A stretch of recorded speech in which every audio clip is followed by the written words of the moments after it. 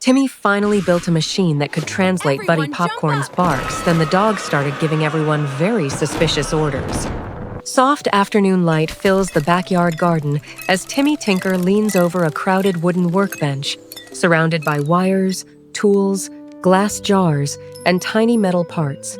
For days, he has been building a special collar designed to turn Buddy Popcorn's barks, yawns, and little sounds into simple human words. Buddy waits nearby with bright eyes and a wagging tail, while Chubby Max relaxes against the fence with a snack in hand. Timmy carefully secures the final sensor, checks the small screen, and explains that the device will listen for sound patterns before choosing the closest meaning. The villagers gather around, curious to see whether the invention can finally reveal what Buddy has been thinking all along. Timmy gives the signal. Buddy lets out one sharp bark. The screen flickers, processes the sound, and suddenly displays a bold message. Everyone should give Buddy a snack. Okay, Buddy, For one steady quiet now. second, nobody moves. Then the villagers burst into applause, amazed that the cheerful dog appears to have such clear priorities. Buddy sits proudly in the center of the attention, wagging harder as several people reach into their pockets for treats. Chubby Max narrows his eyes. This is amazing. He knows Buddy loves snacks, but the message sounds strangely convenient. Truly Timmy remarkable. insists that the machine is still learning and asks everyone to remain patient. Buddy yawns. The device processes the sound again and produces another command. Jump 3 times and cheer for Buddy.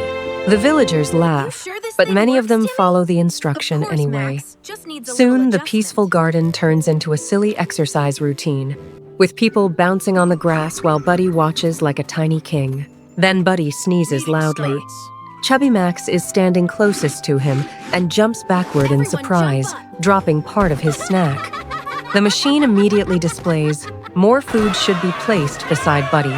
Max stares at the screen, then at the growing pile of treats beside the dog. Something is definitely wrong. Timmy opens the device, checks the wires, studies the memory chip, and searches through the language patterns stored during testing.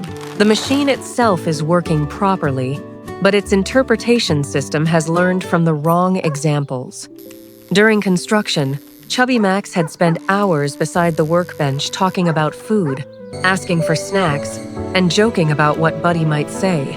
Without realizing it, Timmy had trained the collar on Max's language habits instead of Buddy's actual behavior. That explains why every bark somehow becomes a request for something delicious.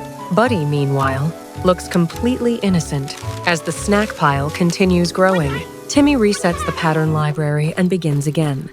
This time, he watches Buddy closely instead of guessing what each sound means. A short bark appears when someone approaches the gate. A softer woof comes when Buddy wants attention. A restless whine appears when he is confused, while a relaxed sigh usually means he feels safe. Timmy compares the sounds with Buddy's body language, movements, and the situations happening around him. Slowly, the machine begins learning from evidence instead of assumptions. Chubby Max remains skeptical, especially when Buddy gives another quiet woof beside the fence. Timmy makes one final adjustment and activates the repaired collar. Everyone leans closer as the screen lights up. The new message appears. Max dropped his snack behind the bench 10 minutes ago. The garden falls silent. Max checks behind the bench and finds the missing piece exactly where the screen said it would be. The villagers explode with laughter. Buddy barks again, and the screen adds, think it's he time has for a been nap." looking for it the whole Oh, time. good Even idea. Max cannot stay serious. Timmy smiles, relieved that the invention is finally listening to Buddy instead of repeating someone else's habits. As twilight settles over the garden, the crowd slowly leaves, and the workbench becomes quiet again. Timmy and Max organize the tools, clear the scraps, and place the repaired collar safely beside the lantern. Buddy curls up under the old oak tree, tired after becoming the most famous voice in the village for one afternoon.